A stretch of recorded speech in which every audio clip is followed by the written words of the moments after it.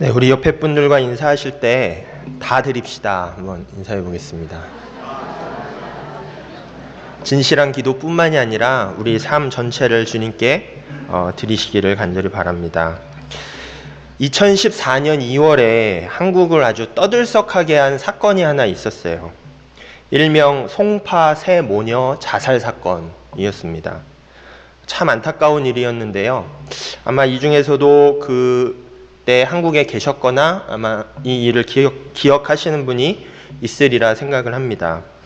서울 송파구의 단독주택에 새들어 살던 모녀 일가족이 자살함으로써 생을 마감한 사건이었습니다.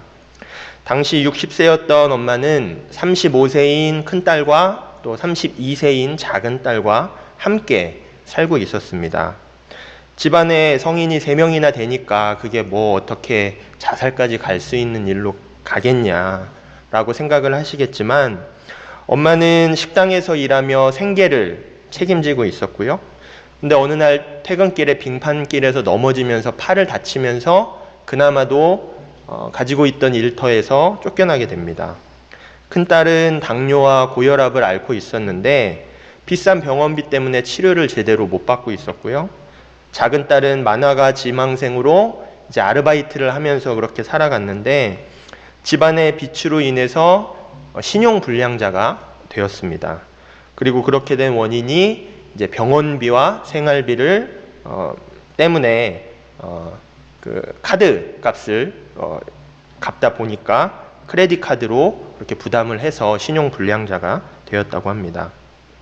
아버지가 12년 전에 암으로 세상을 떠난 후에 가족은 생활고가 지속이 됐고요. 그러다가 엄마마저 팔을 다치신 후에는 생활고가 너무 심해져서 고민을 하다가 집세 및 공과금 70만 원이 들어있는 그 봉투와 유서를 남겨둔 채 방 안에서 번개탄을 피워서 동반 자살로 생을 마감하고 만 것입니다. 정말 비극적인 일이었죠. 유서에 마지막 집세와 공과금입니다. 정말 죄송합니다. 라고 집주인에게 쓴 글이 발견되면서 듣는 사람들의 마음을 너무나도 아프게 했습니다. 당시 사회복지제도로는 이 세 모녀가 혜택을 받을 수 있는 길이 없었다고 합니다. 허점을 드러낸 복지제도를 보면서 국민들은 어떻게 대한민국이 이렇게 복지가 이 모양이냐 안타까워하면서도 또 그 당시 많은 사람들이 스스로 비판과 자성의 목소리를 높였습니다. 이 사건을 보며 자기 앞가림은 자기가 해야 하는 성인인데 더 열심히 살았어야지라고 생각하시는 분은 아무도 없을 것입니다. 마음속에 안타까움이 있으실 것이고, 물론 이미 일어난 과거의 일이지만 만일 그들이 그러한 결정을 내리기 전에 그 상황을 내가 알았더라면 아마도 여기 계신 모든 분들이 앞다투어서 방법을 찾으며 그들을 도왔을 것입니다.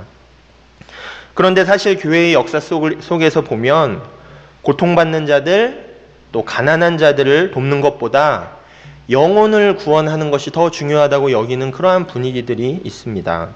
그리고 그것은 보수적인 교회일수록 그러한 경향이 더 심합니다. 한 사람이 구원을 받아서 그 영혼이 천국에 가는 것이 지금 현세에서 육신의 고통 가운데 있는 사람들을 현실적으로 돕는 것보다 영혼의 구원이 더 중요하다 생각을 하는 겁니다. 그런데 성경은 그렇게 이야기하고 있지 않습니다. 오늘 본문 미가서 6장 8절의 말씀을 보면 하나님께서 하나님의 백성들에게 원하시는 게 무엇인지에 대해서 본문에서 말씀을 하십니다. 미가서 6장 8절, 여호와께서 내게 구하시는 것은 오직 정의를 행하며 인자를 사랑하며 겸손하게 내 하나님과 함께 행하는 것이 아니냐. 여기서 우선 정의를 행한다 할 때 그 정의란 단어의 원어가 오늘 말씀의 제목인 미시파트라는 단어입니다. 이 미시파트는 올바른 행동, 또 인간을 공평하게 대한다라는 그러한 뜻을 가지고 있습니다. 즉 믿는 자로서 마땅히 올바로 행해야 하는 삶의 태도가 미시파트인 것입니다. 그런데 오늘 본문의 배경이 되는 남유다의 상황은 사실 그렇지 못했어요. 미가서 3장 1절에서 3절 말씀을 보면 내가 또 이르노니 야곱의 우두머리들과 이스라엘 족속의 통치자들아 들으라. 정의를 아는 것이 너희의 본분이 아니냐? 너희가 선을 미워하고 악을 기뻐하여 내 백성의 가죽을 벗기고 그 뼈에서 살을 뜯어 그들의 살을 먹으며 그 가죽을 벗기며 그 뼈를 꺾어 다지기를 냄비와 솥 가운데 담을 고기처럼 하는도다. 본문이 무엇을 말하고 있나요? 당시 남유다 지도자들이 마땅히 본인들이 해야 할 그것을 하지 않고 백성들을 보호하기는커녕 그들의 가진 것들을 착취하고 그를 통해서 자신들의 배를 불리는 그러한 짓을 했다는 것입니다. 하나님께서는 그들을 꾸짖으시면서 그들이 마땅히 정의, 미슈파트를 알고 행해야 하는데 실제로는 악을 행하고 그들을 절망 가운데로 더 밀어넣었다라고 말씀을 하시는 것입니다. 이 말씀에서 정의를 뜻하는 미슈파트가 사용된 그 의미는 무엇일까요? 마땅히 돌봐야 할 사람을 돌보지 않고 악을 행하는 것, 그것은 정의가 아니라는 것입니다.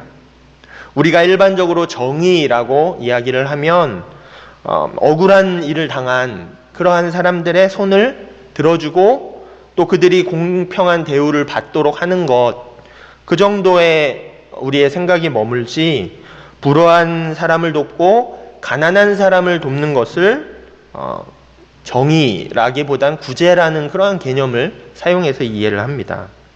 그런데 구약 성경에서는 이 미슈파트, 정의라는 단어가 200번 이상 다양한 형태로 사용이 되는데 이 말이 쓰일 때마다 몇 가지 부류의 사람들이 이 단어와 함께 계속해서 등장을 합니다. 그건 바로 구약에서 4대 취약 계층이라고 불렸던 과부, 고아, 나그네와 가난한 이들, 이 네 부류의 사람들이 항상 그 미슈파트란 정의란 단어와 함께 등장을 하는 것입니다. 성경에서는 이 네 부류의 사람을 잘 보살피고 돌보라는 의미로 미슈파트라는 말을 사용하는 것이죠. 스가랴서 7장 9절에서 10절 말씀을 보면 만군의 여호와가 이같이 말하여 이르시기를 너희는 진실한 재판을 하며 서로 인애와 긍휼을 베풀며 과부와 고아와 나그네와 궁핍한 자를 압제하지 말며 서로 해하려고 마음에 도모하지 말라. 또한 예레미야 22장 3절 말씀에 여호와께서 이와 같이 말씀하시되 너희가 정의와 공의를 행하여 탈취당한 자를 압박하는 자의 손에서 건지고 이방인과 고아와 가부를 압제하거나 학대하지 말며 이곳에서 무죄한 피를 흘리지 말라 말씀하십니다. 이를 통해 정리해보면 정의, 이 미슈파트를 행한다는 건 힘없고 연약한 이들을 찾아서 그들의 형편을 헤아리는 것을 정의라고 하는 것입니다. 연약한 이웃의 눈물을 외면하는 건 정의가 아닌 것입니다. 또한 오늘 본문을 보면 여호와께서 내게 구하시는 것은 오직 정의를 행하며 인자를 사랑하며 겸손하게 내 하나님과 함께 행하는 것이 아니냐. 여기서 인자를 사랑한다 할 때의 인자의 원어는 헤세드라는 단어입니다. 헤세드는 하나님께서 우리 인간에게 무차별적으로 부어주시는 그 은혜와 은총을 이야기합니다. 그렇기 때문에 우리 오늘 본문에서 미슈파트와 이 헤세드가 같이 사용되는 게 참 어울리지 않는 것 같아요. 오늘 본문에서는 정의를 행하며 인자를 사랑하며 라고 그렇게 말을 하고 있는데 이것이 왜 어울리지 않냐면 서로 상반된 의미를 가지고 있기 때문입니다. 정의는 해야 할 일을 마땅히 행할 때 정의를 행할 수 있는 것인데요. 은혜는 그것을 받을 만한 자격이 없는 자들에게 부어주시는 것이 은혜입니다. 그래서 마땅히 행해야 할 정의와 그럴 만한 자격이 없는 은혜가 서로 같이 쓰는 것이 참 이 단어가 어색한데 오늘 본문은 이것을 딱 붙여서 같이 사용을 하고 있습니다. 이것이 무슨 의미일까요? 바로 이 둘은 함께 행해져야 한다는 것입니다. 미슈파트 정의가 행동, 행위를 강조할 때 헤세드, 인자는 바로 그 행동을 가능케 하는 동기인 것입니다. 그래서 우리가 도움이 필요한 어떠한 사람을 우리가 돕는다면 그것은 돕는 행위이고 정의입니다. 그런데 그렇게 돕는 동기가 무엇이냐? 하나님께서 아낌없이 그분의 사랑과 은혜를 베풀어 주셨기 때문에 그 사랑과 은혜를 경험한 우리는, 또 그 은혜를 깨달은 자들은 또한 그 사랑의 마음으로, 또 긍휼의 마음으로 어려움에 처한 사람들을 도와야 한다는 것입니다. 그 동기가 있을 때 더 우리는 적극적으로 행동할 수 있는 것입니다. 헤세드가 있을 때 우리는 더욱 적극적으로 미슈파트를 행할 수 있는 것이죠. 다시 본문으로 돌아가서요. 그러므로 우리가 하나님과 함께 행하기 위해서는, 즉 하나님께서 원하시는 대로 살아가기 위해서는 반드시 그 마음에 인자한 사랑을 품고 그것이 동기가 되어서 정의를 실천해야 하는 것입니다. 그럴 때 우리는 하나님과 함께 행할 수 있습니다. 그리고 정의를 행한다는 것은 좀 더 큰 범주에서 보면 결국은 사랑하는 것입니다. 누가복음 10장 27절의 말씀, 내 마음을 다하며 목숨을 다하여 힘을 다하며 뜻을 다하여 주 너의 하나님을 사랑하고 또한 내 이웃을 내 자신과 같이 사랑하라. 이 말씀은 예수님을 찾아와서 어떻게 하면 영생을 얻을 수 있겠습니까? 라고 물어보는 율법 교사에게 예수님께서 하신 말씀입니다. 제가 작년에 우리 교회 첫 설교로 이 본문을 가지고 당신의 이웃은 누구입니까? 라는 그러한 제목으로 말씀을 전했었습니다. 기억이 나시나요? 그때 제가 이웃에 대해서 정의를 하면서 이웃이란 나의 도움이 필요한 사람은 누구나 나의 이웃이 될 수 있다라고 말씀을 드리며 질문을 제목에 당신의 이웃이 누구입니까가 아닌 당신은 누구의 이웃입니까? 라는 그러한 질문으로 바꾸어 보았었습니다. 하나님을 사랑하고 내 이웃을 내 몸과 같이 사랑하라 라는 예수님의 말씀을 우리가 제대로 깨닫게 된다면 우리는 우리 주위에 도움이 필요한 이웃에게 진정한 이웃이 되어야 한다는 것입니다. 그리고 우리가 우리의 이웃을 사랑하면 우리는 자연스럽게 정의를 행할 수밖에 없는 것이죠. 사랑하는데 어떻게 그들의 아픔과 또한 눈물을 우리가 외면할 수 있겠어요? 사랑하는데 어떻게 도움이 필요한 자들에게 도움을 주지 않을 수 있겠어요? 우리는 생각하지 않고 마땅히 정의를 행할 것입니다. 사랑하기 때문에. 그 사랑을 통해 미슈파트와 헤세드는 같이 가는 것입니다. 한 젊은이가 있었어요. 실화입니다. 부모님을 따라서 어린 나이에 미국으로 이민을 왔습니다. 아버지가 이민교회 목회를 하셨는데 너무 가난했어요. 근데 자녀들이 공부를 열심히 해서 이분이 미국에서 아주 유명한 대학 건축학과를 나오고 20대에 매우 큰 건축회사의 임원이 됩니다. 20대에. 그래서 이게 지역의 한인신문에 날 정도였습니다. 이민자에게 가장 기쁜 일은 자식이 잘 되고 또 그들이 형통하는 것이기 때문에 본인들은 고생해도 자식이 잘 된다 하면 그것이 기쁜 것이 이민자의 삶이죠.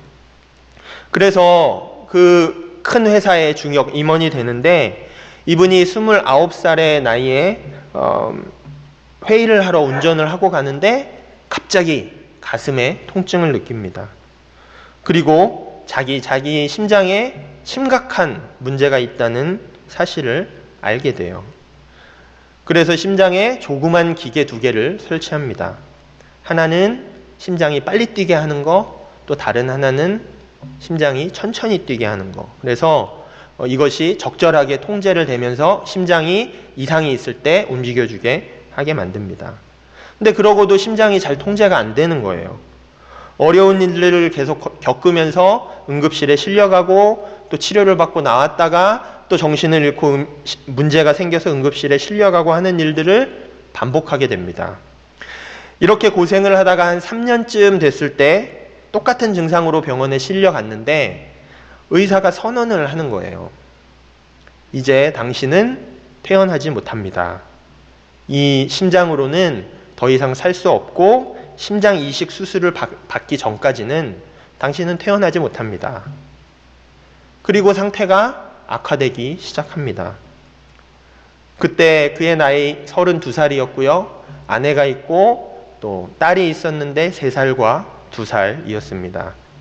급기야는 이 사람이 혼수 상태에 빠지고 또 혼수 상태가 아닐 때에도 이 아내와 또 딸들을 알아보지 못합니다. 그렇게 5개월이 지나갑니다. 그런데 애타게 찾는데 이 심장이 잘 나타나지가 않는 거예요. 맞는 심장이 나와야 이식 수술을 할 수 있는 거잖아요. 그러던 어느 날 의사가 막 뛰어옵니다. 심장이 나타났다는 거예요. 바로 오늘 저녁에 수술을 하겠다고, 이제 살았다고, 안심하라고 아주 복음과 같은 메시지를 가지고 옵니다. 그러면서 심장병동에는 맞는 심장을 제 시간 안에 찾지 못해서 죽어나가는 사람들이 참 많은데 당신은 정말 잘 되었다고, 정말 행운이라고 이야기를 합니다. 그러면서 이런 이야기를 덧붙이는 거예요. 사흘 전에도 어떤 한 젊은 여성이 헬기를 타고 실려왔는데 옆에 병실에 있는데 만약 이 여인도 이식 수술을 하지 못하면 이틀 안에 죽게 된다는 거예요. 근데 이 남자도 알고 의사도 알았어요. 이틀 내에 맞는 심장을 찾는 건 거의 불가능에 가깝기 때문에 이 여성은 결국은 죽게 되겠구나라고 생각을 하면서 속으로 안타까워합니다. 근데 이 의사가 생각지도 못한 말을 하는 거예요. 근데 참 신기하죠? 그 여자가 찾는 심장이 어쩜 그렇게 당신이 찾는 그 심장과 똑같죠? 같은 혈액형에 압력도 같고 또 사이즈까지 신기할 정도로 너무 똑같아요. 이 얘기를 듣고 그는 한 대 얻어맞은 것과 같은 그런 충격을 받습니다. 하필 같은 심장인 거죠. 그러니까 의사도 분위기를 눈치챘는지 걱정하지 마세요. 이 심장은 당신이 오랫동안 기다려온 당신의 심장입니다. 당신은 오늘 저녁 이 심장을 이식하게 될 거고 당신은 살게 될 거예요. 의사가 말은 안 했지만 이 남자는 그러한 생각을 하게 됩니다. 그 대신 그 여자는 죽게 될 거야 라고 그렇게 말하는 것처럼 들립니다. 그리고 이 사람은 갈등에 빠지게 돼요. 왜 갈등에 빠지냐면 이분이 목회자의 아들로 태어나서 신앙생활을 열심히 하기는 했는데 비로소 심장 이식을 받아야 하는 그 상태에 이르고 아무것도 본인의 의지로 할 수 없는 상태에 이르고서야 하나님 앞에 갈급한 마음을 가지고 성경을 아주 꼼꼼하게 읽게 됩니다. 성경을 꼼꼼하게 여러 번 줄을 치면서 동그라미를 치면서 그렇게 읽다 보니까 성경의 말씀이 딱 2가지로 정리가 된다는 사실을 깨달은 겁니다. 그것은 바로 하나님을 정성을 다해서 사랑해라 라는 것과 이웃을 내 몸과 같이 사랑하라 라는 것이었어요. 그는 하나님을 사랑한다면 마땅히 내 이웃을 사랑해야 한다라는 이 말씀의 의미를 아주 깊이 깨닫고는 전율하게 됩니다. 그리고 이렇게 책에는 기도문을 씁니다. 하나님, 만일 저를 살려주시고 이 병원에서 나가게 해주신다면 주님이 명하신 대로 내 이웃을 내 몸과 같이 사랑하며 살겠습니다. 어려움에 처한 이웃의 아픔을 나누고 그들의 고통에 참여하며 그들을 섬기며 살겠습니다. 이러한 신앙 고백문을 썼어요. 그리고 며칠 있다가 바로 그 심장이 나타난 거죠. 그래서 처음에는 내가 하나님께 진심을 다해 진실로 고백하고 서원했더니 하나님께서 내 기도를 들어주셨구나. 드디어 나를 살려주시는구나 하고 좋아했습니다. 근데 그 여인의 이야기를 듣고 나니까 이제 갈등이 되는 거죠. 그래서 물어봅니다. 제가 오늘 이식을 받지 못하면 얼마나 더 살 수 있을까요? 의사가 대답해줘요. 1주일입니다. 혹시 잘 견뎌주면 한 달까지는 살 수 있을지도 모릅니다. 그럼 저 여자분은요? 이틀입니다. 여기서부터는 책에 나와 있는 내용을 읽어드리겠습니다. 기가 막혔다. 나도 죽어가는 마당에 왜 다른 사람의 생사를 걱정해야 하는가? 이 심장은 나의 것이고 아내와 어린 2딸이 기다리는 집으로 돌아갈 수 있는 마지막 희망이자 기회였다. 하지만 마음속 깊은 곳에는 다른 목소리가 들려왔다. 죽어가는 저 여인에게 내 심장이 필요하다. 귀를 막고 듣지 않으려고 해도 그 목소리는 사라지지 않았다. 아무리 부인하려고 해도 나는 이미 알고 있었다. 이웃을 사랑한다는 것은 내가 주고 싶은 것을 주는 게 아니라 그들에게 필요한 것을 주는 것이라는 걸, 예수님께서도 그렇게 하셨다는 걸. 그리고 이 젊은이가 의사에게 이야기를 합니다. 내 심장을 그녀에게 주십시오. 의사가 아주 깜짝 놀라죠. 말도 안 되는 소리 하지 마세요. 내가 아주 괜한 말을 했군요. 내가 한 말은 잊어버리세요. 그래도 포기하지 않습니다. 그러자 만일 정말로 그렇게 하고 싶다면 가족의 동의서가 필요합니다. 이 젊은이는 무슨 소리냐고, 가족들이 알면 절대로 그것을 동의하지 않을 거라고, 가족들은 내가 낫기만을 기다리고 있다고 이야기하면서 가족들이 알기 전에 빨리 이식 수술을 하시라고 그렇게 의사를 설득합니다. 그리고 이분이 정확히 일주일 있다가 혼수 상태에 빠지게 됩니다. 의사가 예상한 대로요. 그리고 한 달가량을 오락가락 하다가 정말 한 달이 돼서 숨이 넘어가기 직전에 기적적으로 심장 하나가 나타납니다. 근데 좋은 심장은 아니었어요. 알코올 중독에 병력이 있는 사람의 심장이었습니다. 그런데 그 심장을 극적으로 이식받고 살아나게 됩니다. 그리고 이분이 회사를 세웁니다. 그 회사의 가치를 이웃을 위해 존재하는 회사라는 모토를 걸어요. 이분이 바로 하형록 회장이라는 분입니다. 목사이기도 한데요. 이분이 그 가치를 가지고 회사를 경영했을 때 남들은 다 망한다고 그렇게 이야기를 했음에도 주차 빌딩만을 전문으로 짓는 그 설계하는 미 동부에서 가장 큰 회사를 세우게 됩니다. 제가 말씀드린 이 간증이 담긴 책이 페이버라는 책입니다. 이 책에는 이분이 그렇게 자신의 심장을 양보해서 목숨을 걸고 도움이 필요한 자를 도왔더니 그 이후의 삶이 어떻게 하나님께서 그의 삶에 페이버를 베풀어 주셨는지에 대해서 설명을 합니다. 하나님께서는 이 하영록 회장 본인도 이해할 수 없는 그러한 방법으로 많은 사람을 통해 그 이후의 삶을 책임지시고 또 도와주십니다. 세상 사람들의 입장에서 보면 저 사람은 정말 지독히도 운이 좋은 사람이다 할 정도로 수많은 행운들이 그 심장을 이식 수술 받은 후에 그의 삶 가운데 나타납니다. 그도 처음 몇 번은 이것을 잘 인지하지 못했는데 어느 순간 이제 깨닫게 되죠. 하나님께서 나를 도우시는구나. 나에게 페이버를 베푸시는구나. 더군다나 그러한 페이버의 아주 결정적인 부분은 심장을 안 좋은 걸 이식을 받았잖아요.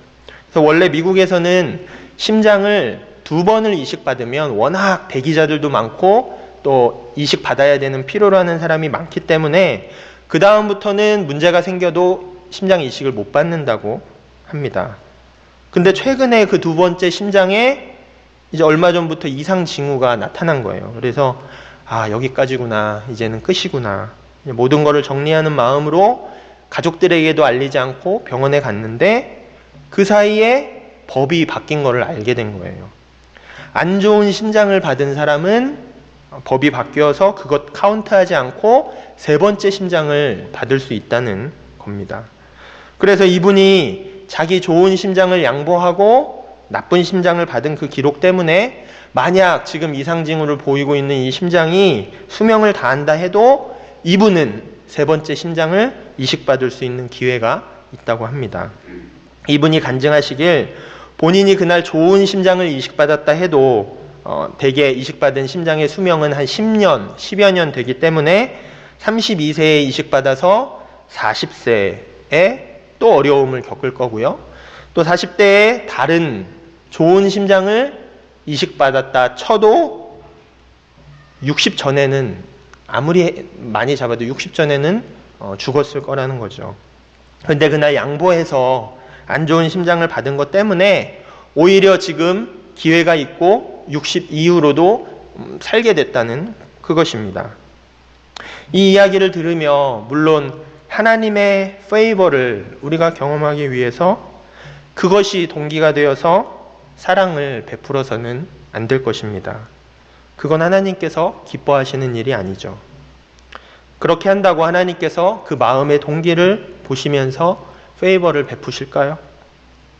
하지만 인자를 사랑하는 그 동기를 가지고 정의를 행할 때 하나님께서는 그 삶을 보시며 그분의 페이버를 우리의 삶 가운데 보여주실 것입니다.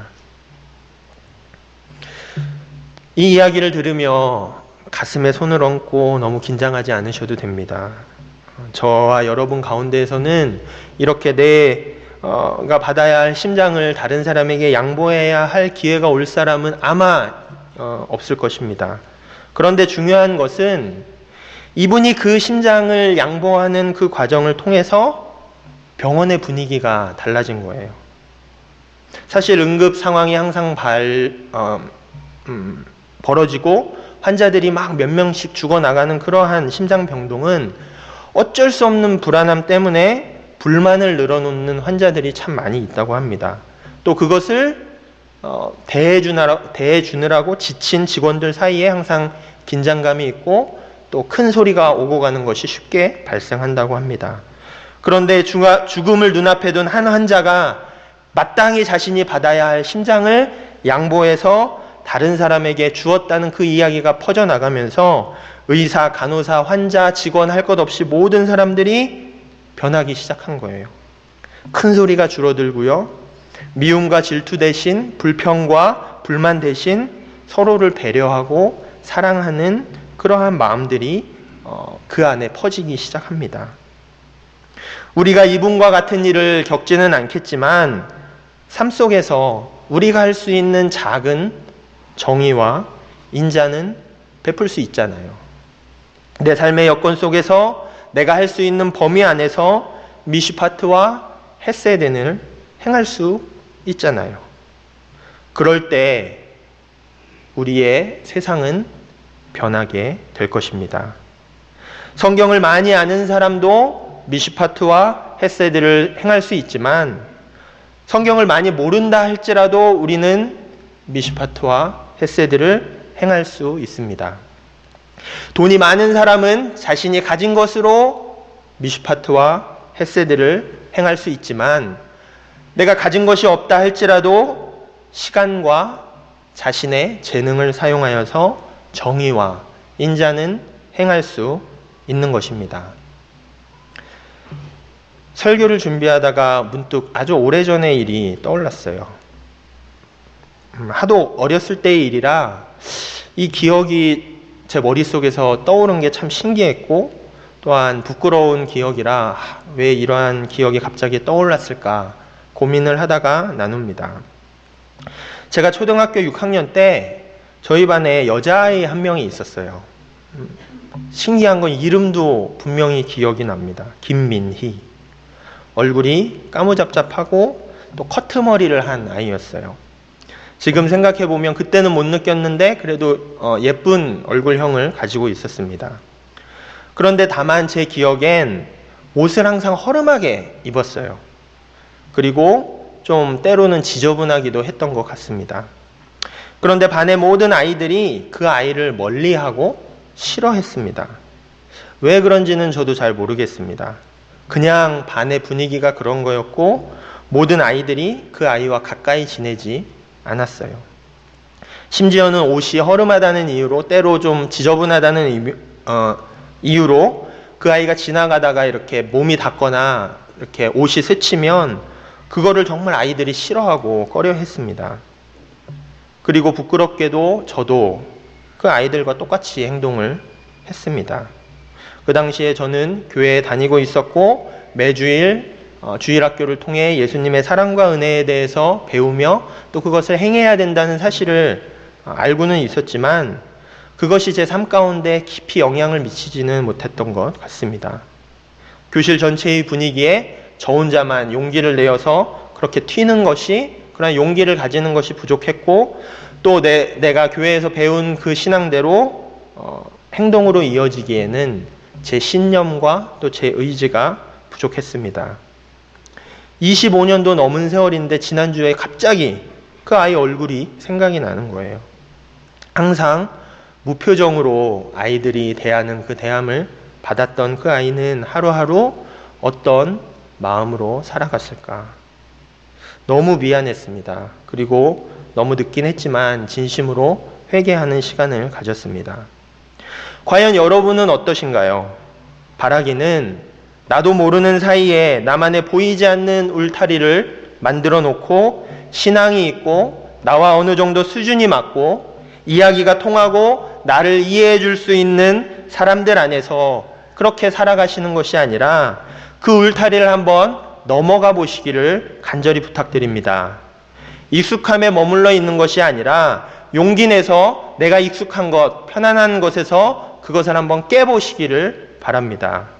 오늘 이 말씀 붙잡고 우리가 한 주 살아가실 때 나의 익숙한 울타리를 넘어서서 예수께서 목숨까지 희생하며 나를 구원해 주신 그 사랑 붙들고 정의와 인자를 행하시는 우리 성도님들 되시기를 주님의 이름으로 간절히 축원합니다. 다 같이 기도하시겠습니다.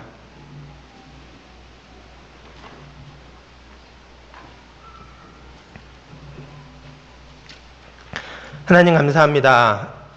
복되고 거룩한 주일을 저희에게 허락하여 주시고 이 시간 말씀을 통하여서 하나님께서 진정 원하시는 것은 인자를 사랑하고 그것이 동기가 되어서 정의를 행하는 것임을 저희들 다시 한번 깨닫습니다.